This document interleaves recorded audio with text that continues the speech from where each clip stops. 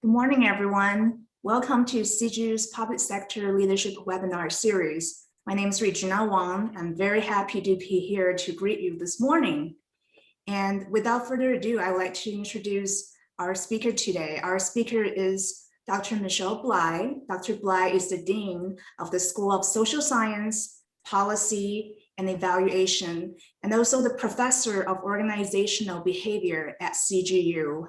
She has over 20 years of experience teaching leadership development in Asia, Europe, and South America. Dr. Bligh, we're so happy to have you here. The floor is all yours. Oh, great. Welcome, everyone. Thank you, Regina, for that nice introduction. And I'm delighted to be here following up on President Jessup's talk last week, which I was attending with many of you. So as Regina said, I've spent a number of years now studying leadership and the changing leadership context in various spaces around the globe. And so I want to talk with you today is where we are today as we sit in April of 2021, emerging from a global pandemic, which, as we discussed last week, not many of us could have ever anticipated or saw coming. And so I think this moment that we have today presents a lot of challenges. And so I want to talk through kind of what those challenges are. And it also presents some opportunities for us to develop additional leadership skills and competencies that I'm going to argue are now more important than ever before. So I mentioned that I've been teaching and studying leadership development for many years now, about 20. And over the last 20 years, we've been talking a lot about the trends for leaders and how the world is changing more quickly than ever before. Those changes have been decades in the making. And then the coronavirus hit, and then the pandemic hit. And so as we emerge from this global pandemic, this has accelerated many of those changes that are making the job of leadership more critical than ever before. So I really see that we're in something of a leadership crisis, that we need leadership now more than ever before at precisely the time when many of our institutions and our communities in which we develop the skills of leadership are eroding. And we don't have those opportunities to meet and interact and talk with people from all walks of life in the same way that we did before the pandemic. And so that's putting a lot of pressure on us for leadership capacity and additional leadership competencies. So I've spent the last 20 years asking groups all over the world, who do they most admire as a leader? And I often get this sort of familiar cast of characters, these big L leaders, as I call them. And I use the word characters quite specifically because for most of us, we never have had the opportunity to engage in a real conversation with any of these individuals. And mostly what we know about their leadership is literally mediated through thousands and thousands of other people. And so I think that creates a real challenge for those of us who are suddenly thrust into leadership positions. And our role models for leadership are often those that we have very little chance to actually interact with. And in 2006, which is now over 15 years ago, Time magazine came out with their Person of the Year. And they said that that person was you. That person is me. That person is all of us. And that is really the definition of leadership that I carry forward in all of my classes and work all around the globe, that we have a tremendous capacity for leadership in each and every organization in which we work. However, because of the characteristics of the current environment, and because we spend very little time actually talking about and studying and developing leadership skills, that's putting more and more pressure on you and I to develop the leadership skills and competencies that we need literally on the fly. Regina mentioned I've been a dean of the School of Social Sciences for about 3.5 years now, and I had almost zero training in how to be a dean before I was put into the role. And that, unfortunately, is the likely reality of most leadership roles today. You wake up, you learn you've been promoted, and suddenly you get the opportunity to learn how to fly the plane literally while you're trying to figure out how to build it. So I want to talk about, given that we have so much leadership capacity and talent in today's organizations, why are we so slow to adapt? And I'm particularly talking here about industries such as higher education, nonprofits, and the public sector, where I feel that we have fallen more and more behind in developing our leadership capacity.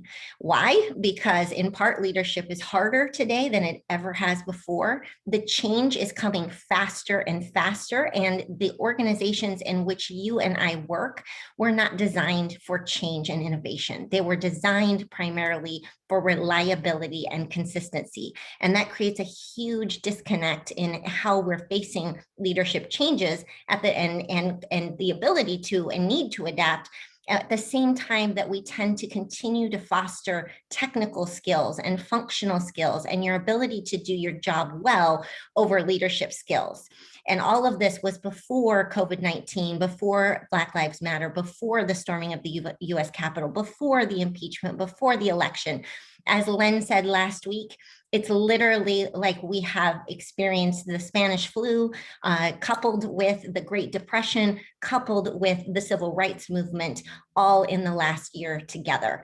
And what that has done, it has put a tremendous strain on most of us in really understanding the current leadership context and how to navigate it. So I have opened up the chat for all of you, so I would love to hear from you. I have a question here that I'd love you to think about and ponder and help us to think about together, which is, what word or phrase would you use to describe the post-pandemic context in the public sector? So as you look at the context today, if you have any thoughts about what that looks like, please go ahead and put those in the chat, and feel free to share what you're seeing. So I see unprepared, survival, uncertainty, unprecedented, out of sync, adapting, woefully out of touch, controlled chaos, adaptable, wild, wild west, flexible, confusion, misinformation crisis, resilient, fluid, remaining fluid to change, reactionary, catching up. Yeah, so this is a lot of what I've been talking about, that these changes have been in the making for about 20 to 30 years, and some would argue even since World War II. But figuring it out as we go, as Rebecca said, has been exacerbated by the last year. And so the trends that we've been seeing across organizations that come from research on organizations show us that the models that we have used for most of our history in organizations, the very traditional hierarchical bureaucratic organization, are not as effective in a context of chaos, uncertainty, crisis, and flexibility.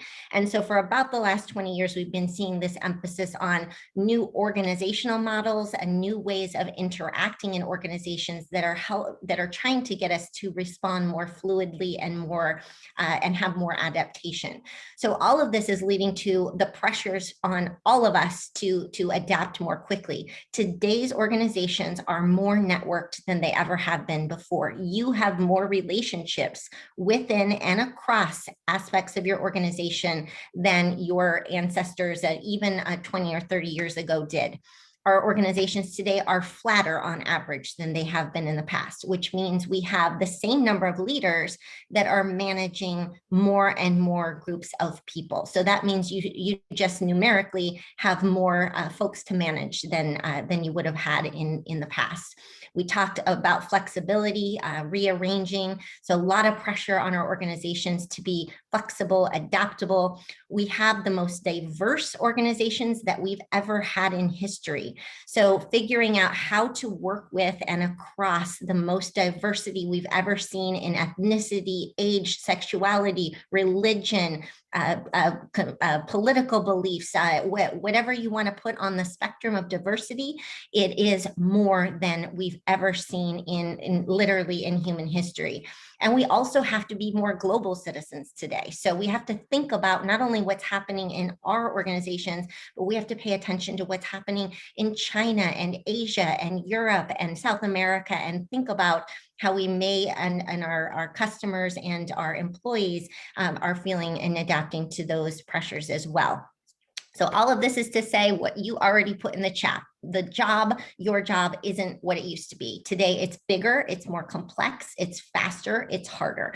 And so what this means is that with this increasingly dynamic environment, we not only have to think about new organizational models and structures, but we've also got to think about new ways of leading. And so I want to talk about what some of those new ways are going to look like. If I could give you a quick recipe for what you are going to need in a post-pandemic world to lead effectively, from a broad set of skills, and then later we'll talk about a little bit more specific competencies, you are going to need financial acumen because the pressures on all of our organizations continue to grow. We're under-resourced, we never have enough time, and we never have enough money. So financial acumen and being resourceful and creative is more important than ever. Being able to collaborate, communicate, and build leadership in others. So coaching and developing and shaping the leadership capacities of others is becoming more and more important. Strategic planning, even though we don't know what's around the corner, as we still have to be thinking about how to be strategic with the resources we have in order to be able to be as adaptable and fluid as possible. And then I've highlighted navigating change because of all of these trends and because of all of these pressures. The ability and capacity to be adaptable and flexible is not something that we can just relegate to others anymore. It's something that we have to role model, we have to embrace, and we have to find ways in which we can be more open to learning and new models. And I know that is hard in institutions like Claremont Graduate University that have literally been around for 100 years. And so as we celebrate our 100-year anniversary, how do we figure out how to navigate change?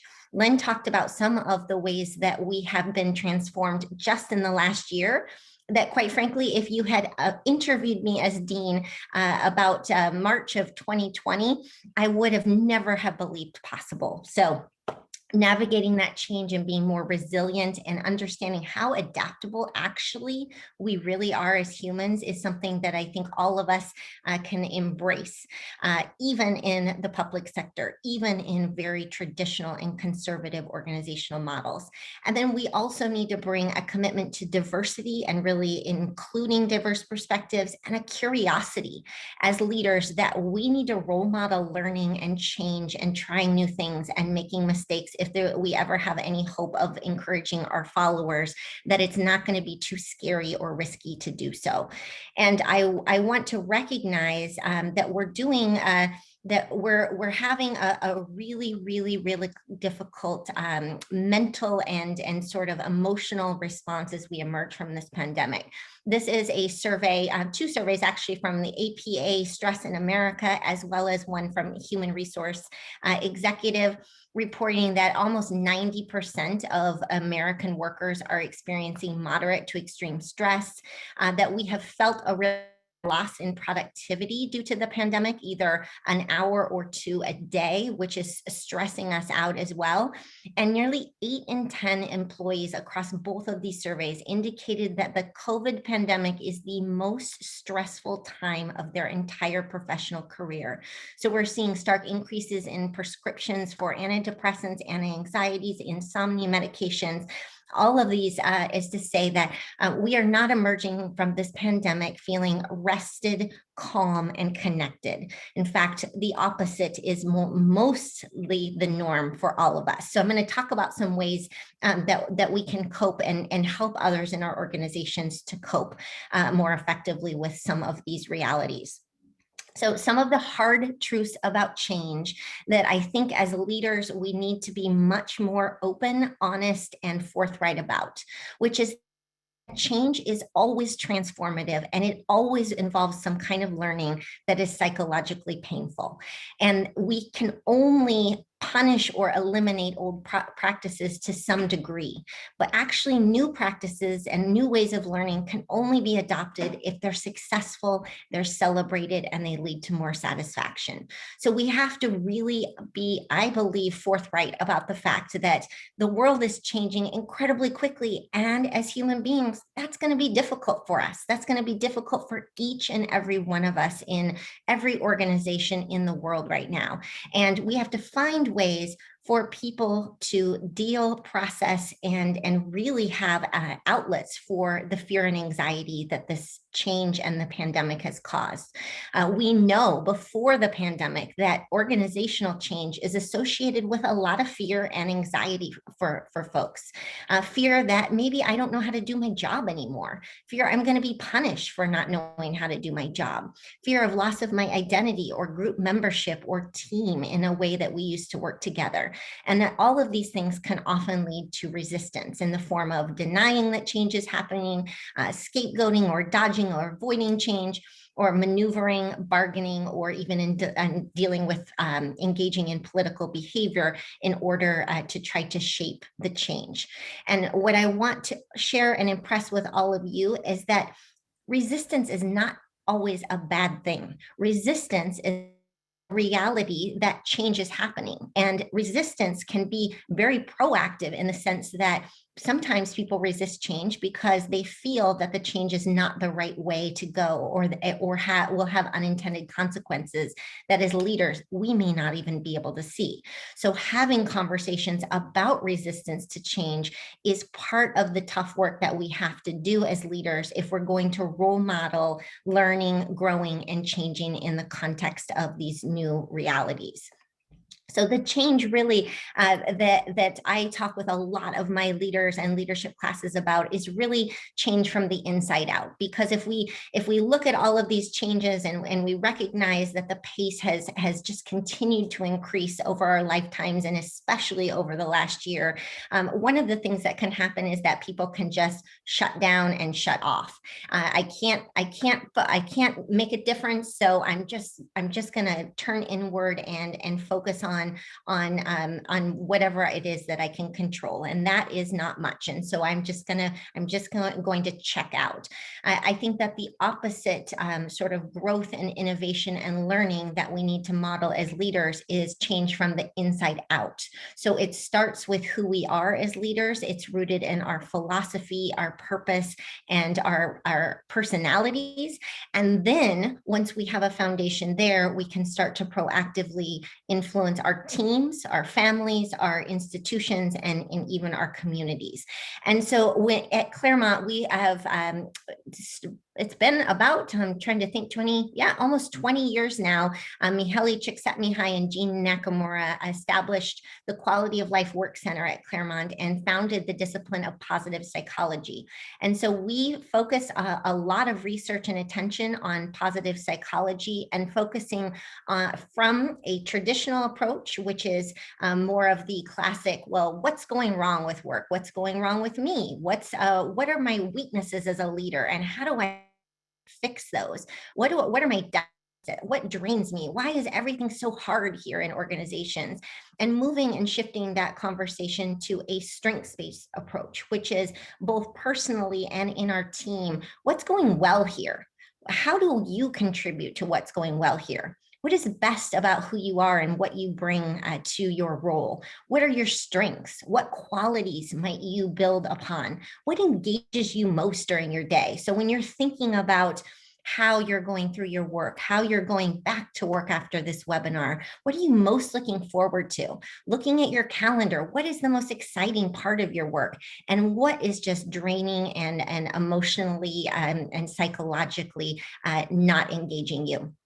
I hope that you have some idea of what your strengths are, but in case you don't, there are lots of tools out there that have been developed for you to easily find out. The one that I have my team do is the high five test. There's also a Gallup Strength Finder and others, but I've included this one because you can do it on your smartphone or your computer. It takes 5 to 10 minutes. We've even done them in retreats. And it basically gives you a sense of, across these different components, what are you best at? What do you love doing? What are your leadership strengths? And what do you really pride yourself on being able to do well?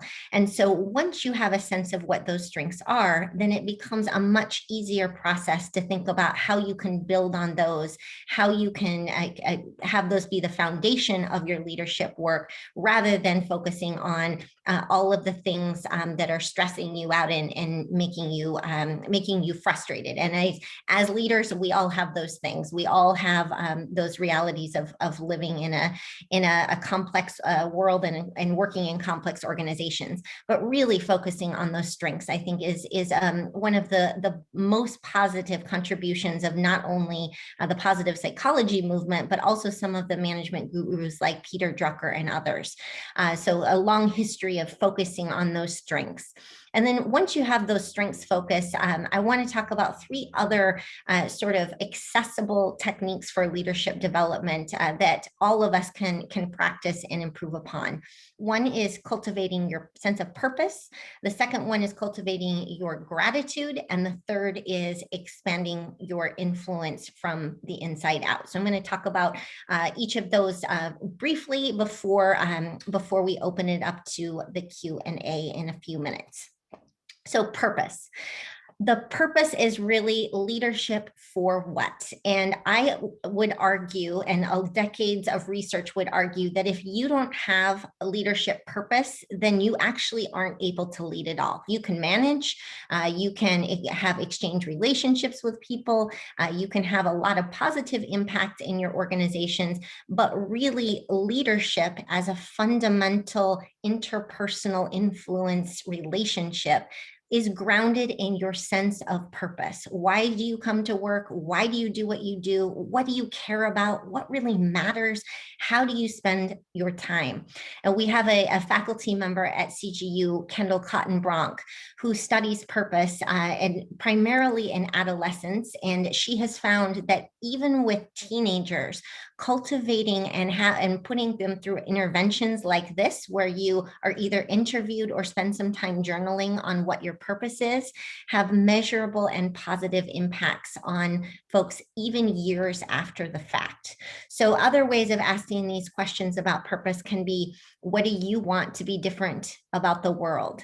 This is the Gandhi's be the change you want to be in the world, right? What could you do to make the world like that? So part of the reason I love working with leaders and I love leadership development is that there's no one recipe for leaders, because each of you has your own answer to these questions. And each of your foundation of leadership influence then is going to look a little different. But if you don't have solid answers to these questions, I would argue that you have already severely limited your capacity to influence others. So really finding some time to find that purpose and hone it and understand what that purpose is. And we have scientific evidence now to show that people who have purpose are more engaged at work, they're more productive, they're more confident, they have higher well-being, they have a higher quality of life, more self-esteem and self-efficacy, they experience less stress and more resilience to stress, more positive affect, and report more ability to attain their goals. So I saw an article recently about a meta-analysis of time management, and they looked at time management scientific research from the decades across many different domains. And the consistent finding in their meta-analysis was actually time management skills are less correlated with productivity and efficiency and more correlated with well-being and satisfaction with life. And I think that that really comes back to purpose, because if you know how to manage your time and you use purpose as a value to allocate time, then you're more likely to be able to focus on the things you care about, let go of the things that you care less about, and have a better sense of overall well-being. So focus on purpose is a great way to sort of rejuvenate and enhance your leadership capacity and influence. The second one that I want to talk briefly about is the research on gratitude, because gratitude and cultivating gratitude have been another topic where over the last 20 years, we've seen a growing amount of scientific evidence that supports an adage that I read once, which is a moment of gratitude a day is the cheapest therapy that you will ever have. And we actually are starting to see a lot more empirical evidence that gratitude in the workplace can be very powerful. So we mostly know what gratitude is. I'm sure you all know this is being thankful for the good things you have in your life. And when we do research on gratitude, we do interventions like this one. Imagine a time that you were truly grateful to a coworker.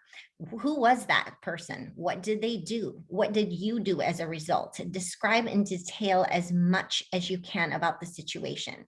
So I want to pause here for a moment and just emphasize that when we talk about gratitude, we're not talking about a simple thank you, which can be very important, but really the practice and expression of gratitude is where the benefits come for leaders and followers. So it's really spending some time thinking about what were the details, why, what was your response, and then thinking about how you express that gratitude to others. So feeling grateful can have positive impacts on your mental health, stress, and well-being, but expressing gratitude is where it really becomes a powerful tool for leaders, because leadership is all about relationships with others, solidifying those relationships, motivating and inspiring others. And if you have a foundation in purpose and gratitude, you can do all of those things much more effectively. So expressing gratitude is intentional. It's not just saying thank you to a coworker or to a boss or to an employee. It means that there's a purpose around the thanks, that you would think through a little bit why you're grateful and express that to that person in an intentional way. And that it has to be authentic. You're genuine about it. You're saying what you mean. You're meaning what you say, and you're specific. So this is the reason why a general thank you is less effective in promoting positive affect and interpersonal relations than really being specific. Instead of being like, you're great, which can be great again, but you would say something more specific about you really listen, you're always there, you really followed through in X, Y, and Z on this particular project. So I encourage you to, to try gratitude, because as I mentioned, we know that there are some positive impacts of practicing gratitude for leaders. It puts people in a better mood. So when we ask them to do those interventions, we see more positive emotion or affect as a result. It can make leaders feel more open, creative, and energized. So tasks such as brainstorming or coming up with new ideas are more effective if we're in a space of gratitude. And it also can lower your cortisol stress levels, your blood pressure, and even improve your immune system. But perhaps the most important for leadership is that it makes our relationships stronger, because we're able to ground those relationships in authenticity and positive affects. So people who feel and experience gratitude feel happier, and there is some evidence that they may even have longer lives. But at this point in the talk, I want to remind everyone that positive psychology and applying these leadership development principles is not just the proverbial be happy, be positive, everything's rosy, everything's great. That is not what that I want you to take away from any of this. What I would prefer that you take away from this is that it takes work. It takes work to find your purpose and express it. It takes work to be truly grateful and authentic in your expression of it. It takes work to practice gratitude. And the benefits of those abilities are that they give you a larger foundation to tackle the issues that inevitably come up in all of our leadership positions. So we do have to give and receive fierce feedback. And I love this book, Scott's book on fierce conversations, achieving success at work and in life, one conversation at a time. Because fundamentally, as human beings, that is how we interact with one another, one conversation at a time. And sometimes those conversations are positive and energizing and motivating and supporting. And sometimes they're critical, painful, undermining, and literally slash us to the core of our emotional beings. So the goal here is that we have a foundation of purpose and gratitude in order to then be able to reach out to colleagues, to followers, to leaders when they are doing things that are harmful or they're in direct contrast with things that we need to do as leaders to move forward positive change. So when we talk about fierce feedback, talking about those conversations, we're talking about about focusing on behaviors, not personalities, avoiding judgmental words like always, never, or worse that completely turn people's receptivity to feedback off and their defensive structures on. And if you want to really marvel in something, marvel at how defensive we all as human beings can get when we feel we're being attacked or unfairly criticized. We all have immense defensive mechanisms and structures that have been honed for many of us over a lifetime. So having a conversation with someone that avoids triggering those defensive mechanisms is key to having any kind of real conversation about change, learning, or growth. And then I want to leave you with a couple of key things that I think almost always work. Often leaders ask me, well, what would you advise if in this situation? What would you advise in that situation? There's never a end-all cure-all for leadership because it's such a complex recipe of the leader, the follower, the situation, the context of the relationship, the context of the organization, and the context of the social and global world we're living in. So there's never an easy answer, but you rarely go wrong if you genuinely use questions to try to understand where the other person is coming from. So trying using questions is often a very, very reliable way to enter into fierce conversations because you're not going in combatively, you're going in with a focus on understanding and comprehension rather than trying to attack or criticize. And then as humans, we all have to practice being supportive and asking for support. And sometimes as leaders, that is a huge moment of vulnerability and very difficult.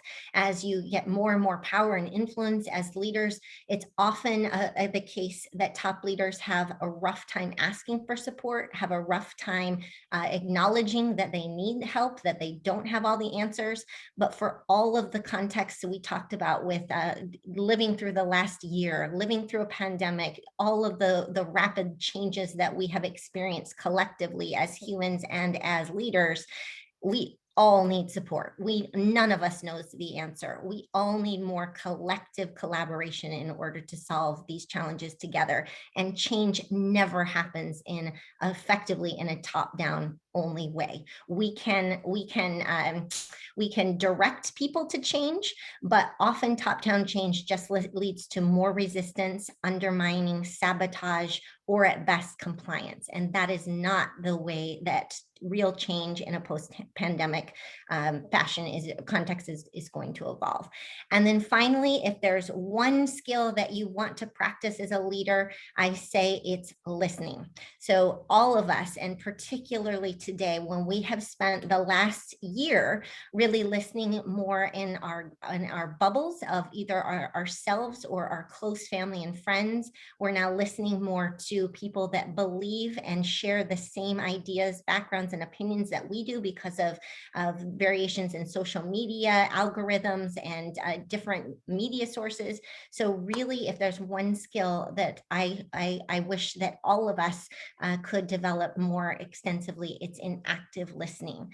And so the theory of active listening really goes through listening as a three-stage process. So when we're listening, we're not only sensing, which means we're allowing the information to come in. That means we are not evaluating yet, we're not interrupting yet, and we're signaling to who we're talking to that we are interested. And these phones, oops, you can't see because of my, these phones, all of our various communication devices have fundamentally eroded that skill in many important ways. Once you've heard the person, really maintain that interest, the next step is evaluating and organizing what they said in an empathetic way. So this often goes something like, so if I hear what you're saying, and you organize it in a way that makes sense to you in your own words and allow the other person to respond and check in. Oftentimes we get it wrong. So try it. I go through I ask my students, so what I'm hearing is this, and they'll often say, no, that's actually not what we meant at all. So really making sure that you have that bidirectional check. and then finally showing interest in clarifying the message. So World Gratitude Day, thank you, Kara, is 9/21/21. So an excellent goal for all of us to practice gratitude in preparation for World Gratitude Day. So I'm out of time at this point, but I want to thank you all. I know that the work of leadership is tremendously hard. I've worked with leaders for decades, and I know it's often lonely, it's painful, it's scary, it's hard.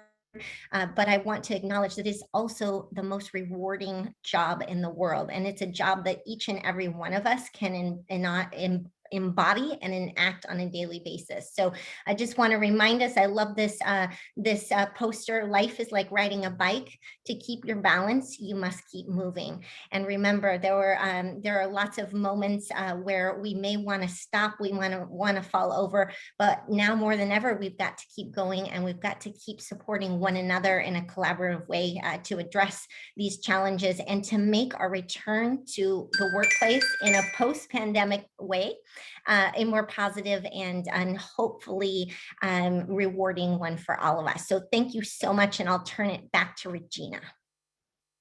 Thank you, Dr. Bligh. That was great. I love it. We have quite a few questions, but if you have more questions, I want to encourage you to submit your questions through the Q&A feature on your screen, and we'll love to answer them. We have about 10 minutes until the end of this webinar. Again, thanks, Dr. Bligh. This first question we have is that, before I talk about the first question, I do want to share about that at CGU, we work directly with cities one-on-one, and based on their needs, we create a program for them. And we've been doing that with a few cities here, and we'd love to work with you as well. If you have more questions, please email me at regina.wong@cgu.edu. And also, we have a Master's in Leadership program that's open to both the public and private sector. And Dr. Bligh was actually one of the creators of this brand new Master's in Leadership program. It's 1 year and it's hybrid, I've heard. So we'll definitely send out more information about that if you're interested. And with that, I'd like to ask you this first question from our audience. So for those of us that work in the public sectors, we have quite a few stakeholders that we work with, of course, our supervisors, elected officials, the public. So if we would like to push for change, how can we do that when we have quite a few stakeholders that we need to think about?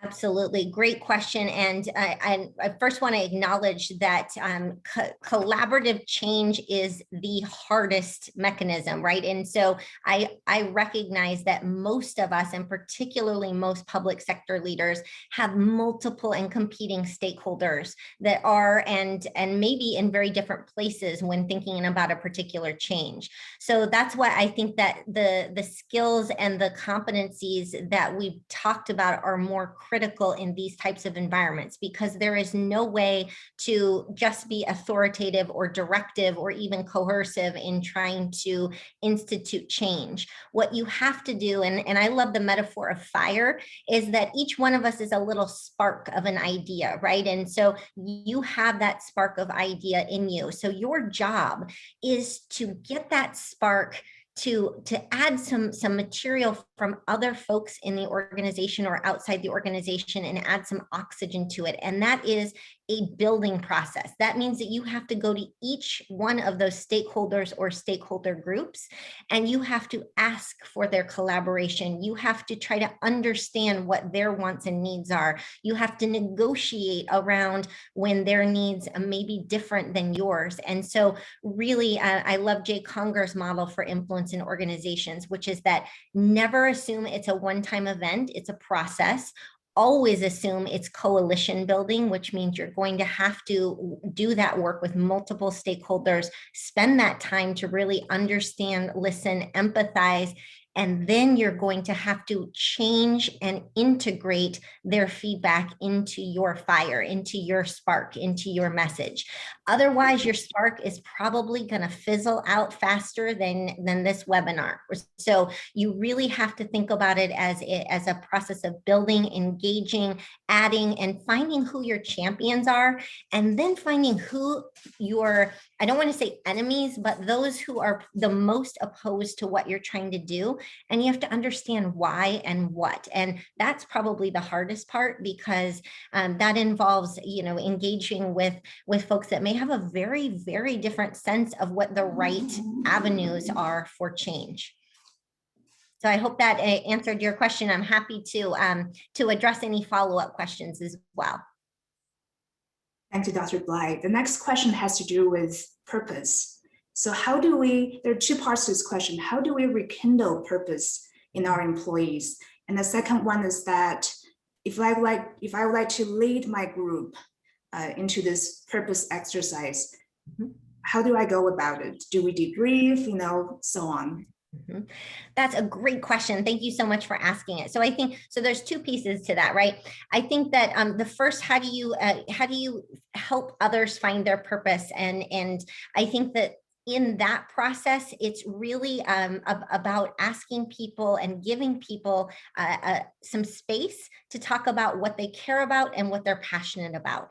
And it's really not, I think that most employees have a good sense of why they come to work, what they care about. And so depending on where your team is, you could start with a question such as, sometimes we do icebreakers like, what's the best thing that's happened to you at work in the last month? What's the best thing? What's the most positive thing? What's the most positive thing you've seen here at CGU since we met last? So it's in some ways, then the leader is just sort of eliciting what's the positive energy that we have. And I believe that all of us can find that positive energy. Sometimes, I'm cognizant that, we're stressed and anxious and stressed out.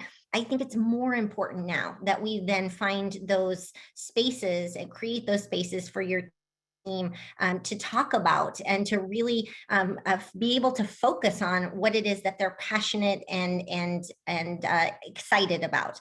And that's where you find people's purpose, because it's always around positive energy. It's always about the positivity. And what I did with my team, which you could try with yours, is we all did the high five test. That I shared the link with. I didn't have them do it outside. We did it in a retreat, and then we shared. And we shared not only our 5 strengths, but then I asked them, just pull up on your phone a picture of what you think embodies your strength in this role. And they shared their picture. And it was really, really powerful and a great way to open up the dialogue, because often as humans, and particularly in conservative organizations, we have been hammered for sometimes decades. You don't show emotion at work. You don't show any vulnerability of weakness. You don't show what you care about, because people are going to use that to exploit you or take advantage of you or highlight weaknesses. So I think you have to start small, and you have to give people an opportunity to think about sharing in multiple modalities. And that's why I use pictures, because I feel like, I'm a professor, so I talk. You can hear me talk all day. I think I'm articulate, but not everyone communicates that way, right? So maybe we need to use photos, or we need to allow people to draw, or, different ways to express their passion and their purpose. Thank you, Dr. Bligh. Another question I have is that in your study and teaching of leadership development for over 20 years, have you come across any leaders who navigated disasters or catastrophes really well that you can share with us? Yeah, great question. One that comes to mind, you met last week, which is, I think that President Len Jessup has done an amazing job of piloting Claremont Graduate University through a tremendously tumultuous time. Whenever people ask me as a leadership scholar who I greatly admire as a leader, I always pick someone that I have had personal experience and have worked with, because it's so easy to glorify leaders like Nelson Mandela Mandela or Barack Obama or Mother Teresa or Gandhi, but I've never worked with those individuals, and I don't know their strengths and weaknesses in the way that I've had the opportunity to witness leaders that I've actually worked with. So for crisis leadership, there's a couple of things that I think that Len modeled that that many of you can as well. Number one is admitting that you don't have all the answers. A crisis is, by definition, a event which was unanticipated, has potentially severe consequences, and you didn't plan for. So as a leader, I think being authentic about, wow, that came out of nowhere. We're going to have to come together and figure out how to address it. And then doing the hard work to create the mechanisms where people can do that. So we had cross-functional meetings. I've met with more people across the university in the last year than I have in the 15 years at Claremont put together. So that has been a hidden blessing of COVID, because I have been able and willing to work with folks that I never would have worked with. So that's an example of what a good crisis responsive leader does. Acknowledge we don't have the answers, communicate confidence and optimism that we can figure it out, even if we don't know the answers right now, and then bringing diverse stakeholders together, creating structures where they are having conversations about how they're going to figure it out. Because I know that Len didn't have all the answers to how we were going to transform into an online university overnight.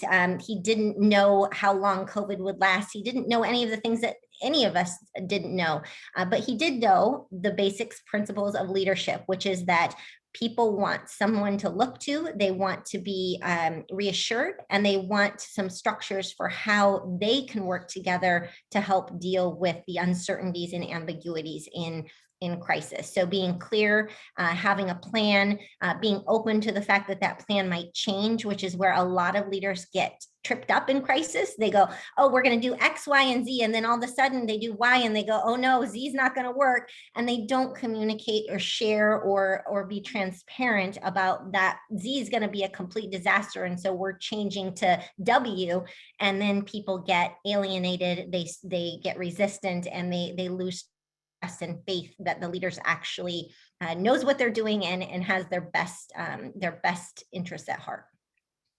Thank you, Dr. Bligh. Thank you so much for that. That was great.